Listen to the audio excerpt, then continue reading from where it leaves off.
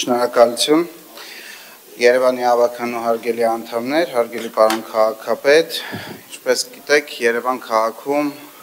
մարդատար ավտոմեքենաների շարունակական աճի եւ այլ հանգամանքներով պայմանավորված Երևան քաղաքում երթևեկության կազմակերպումը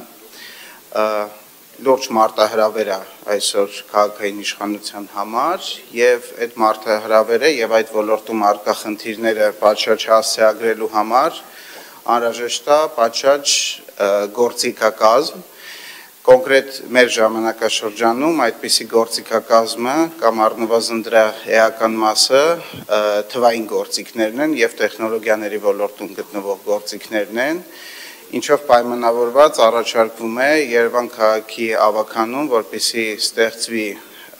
համապատասխան ստորաբաժանում համայնքային հիմնարկի տեսքով Երևանի երթևեկության կառավարման կենտրոն, որի գործառույթների մեջ պետք է մտնի տարբեր միջոցառումների եւ պրոյեկտների իրականացումը կապված երթևեկության կազմակերպման եւ կառավարման հետ Կոնկրետ 2026 թվականի համար մենք նախանշել ենք երկու խոշոր ծրագիր հիմնական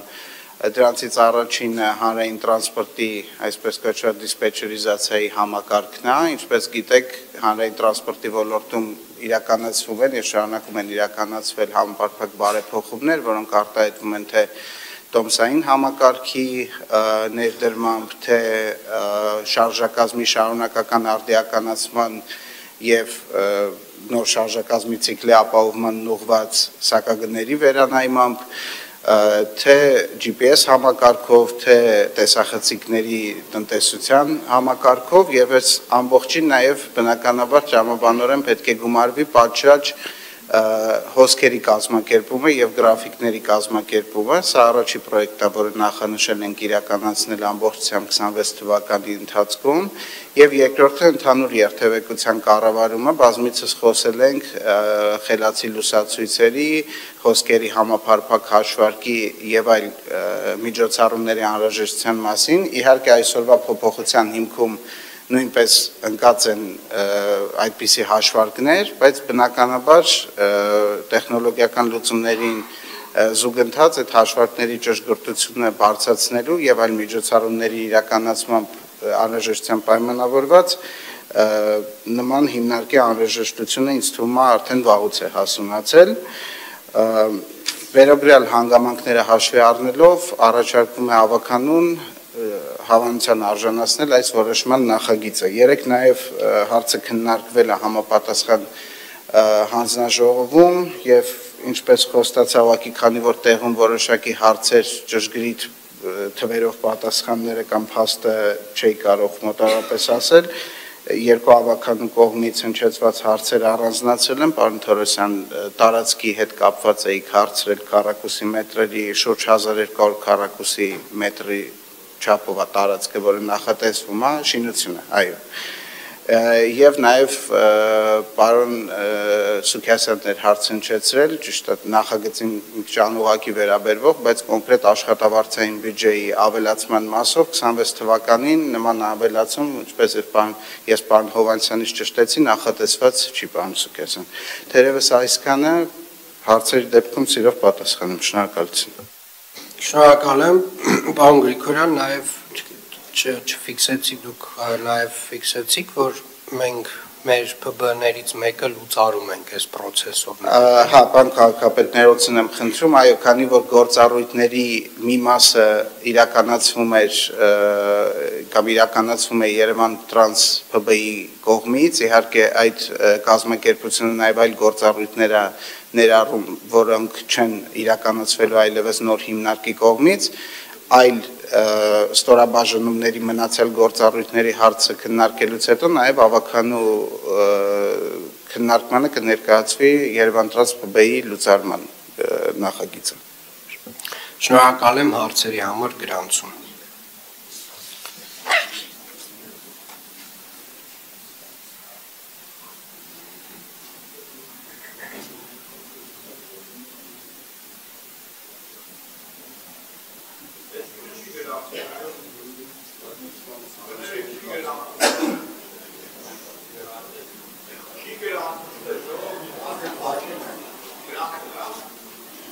Անցել է։ Դա ֆիքսեցինք։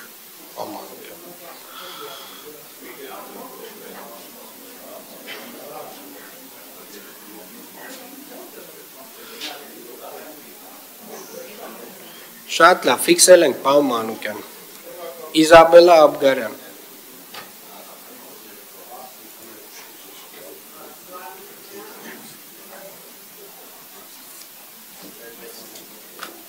Պարոն Գրիգորյան, հարցս հետևյալն է, արդյոք նախագծի հիմքում դրված է նաև միջազգային փորձի ուսումնասիրությունը, մասնավորապես Île-de-France-ի հետ Երևանի քաղաքապետարանի համագործակցության ծրագիրը, երբ նաև որքան տեղյակ եմ, այցեր կատարվել համանման կենտրոն, ես կխնդրեի, եթե այո, մանրամասնեք ինչ մոդել է վերցրել, ինչ աշխատանքներ են արվել եւ ինչ ակնկալիքներ ունենանք այդ առումով։ Շնորհակալություն, Տիկին Աբգարյան, Île-de-France-ի մեր գործընկերների հետ իրականացվում են, նախ այսպես ասեմ, միջազգային փորձը հաշվի առնվել, այո, կոնկրետ Île-de-France-ի գործընկերների հետ մենք տարբեր ծրագրեր ենք իրականացնում, ավելի կոնկրետ մանրամասնությունների հատվածը, եթե անհրաժեշտություն կա առանձին ծրագրերով կխնդրեմ պարոն Հարությունյանը պատասխանի, բայց կառավարման կենտրոնի թե ինչպես անման կենտրոնների այցելության վստահ չեմ ես գումարման կամ նախորդ գումարման ժամանակ նույնպես բնականաբար նաև այնտեղ տեսածը, լսածը, քննարկածը հաշվի առնվել է նաև այսինքն կառուցվածքը եւ հաստատակցակը նախատեսելիս։ Île-de-France-ի հետ կոնկրետ համագործակցության ուղղությունների մասով երևի պարոն Հարությունյանը ավելի մանրամասն ճիշտ կլինի ձեր հարցին պատասխանը։ Շնորհակալություն։ Տեղեկացնում որ Île-de-France-ի հետ շարունակում են աշխատանքները, ներկա հիմնական ուղղությունը աշխատանքների դրանք կայուն շարժունակության քաղաքականության մշակումն է, մասնավորապես ավտոբուսային գծերի ներդրման, մշակման, հայեցակարգերը, ներկայումս քննարկվում է նաև հեծանվային ուղիների ներդրման հարցը, այսինքն հակիրճ ասած հիմնական ուղղությունը Île-de-France-ի հետ համագործակցության դա շարժունակության հայեցակարգի մշակումն է Երևան քաղաքի համար։ Ես մի լրացում անեմ, Տիկին Աբգարյան ներեկելի մինչև արձագանքը, տեսեք, Île-de-France-ի գործընկերները, տարբեր այլ գործընկերներ մենք հիմա քննարկում ենք նաև Երևան քաղաքում, օրինակ կոնկրետ հոսքերի մասով մեծ տվյալներ ունեցող կազմակերպությունների, օրինակ չգիտեմ, Yandex-ի հետ քննարկում ենք համագործակցության ուղղություններ, բայց պետք է իրարից հստակ ոչ թե տարանջատենք, այլ ամեն մեկի դերը պատկերացնենք, հա։ Île-de-France-ը կլինի, Yandex-ը կլինի, այլ կազմակերպություններ կլինեն, մենք պետք է ունենանք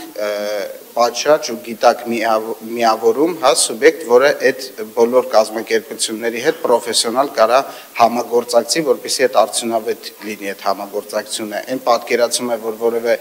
մասնավոր կազմակերպություն մեր փոխարեն գալու է ինչ որ աշխատանք մեր տեղը կատարի, այս մոտեցումը, եթե ինչ որ մեկն էլ ունի, այս մոտեցումը ես չեմ կիսում։ Երևան քաղաքը պետք է ունենա պատշաճ միավոր, որը Île-de-France-ի, Yandex-ի եւ այլ գործընկերների հետ հենց աշխատանքի միջոցը եւ խողովակը կլինի այսպես ասած։ Շնորհակալ եմ, արձագանք։